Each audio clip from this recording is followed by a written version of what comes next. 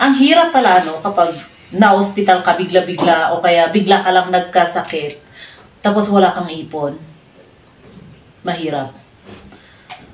Tapos nagkataon pa na sa private hospital ka dinala, mas mahirap. Dito matitest kung gaano ka ka-pride. Siyempre, pag wala kang pera, lalapit ka kung kani-kanino, magpapatulong ka sa gobyerno, di ba? Buti nga may mga government agencies na willing tumulong sa mga walang pambayad ng bills sa hospital.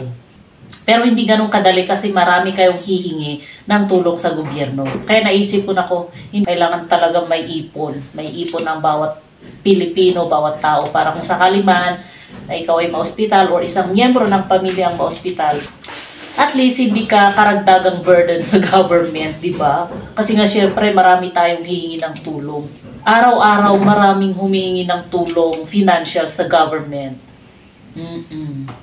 Kaya mas lalo akong naging eager na matuto kung paano yumaman, kung paano maging financially successful. Ika nga.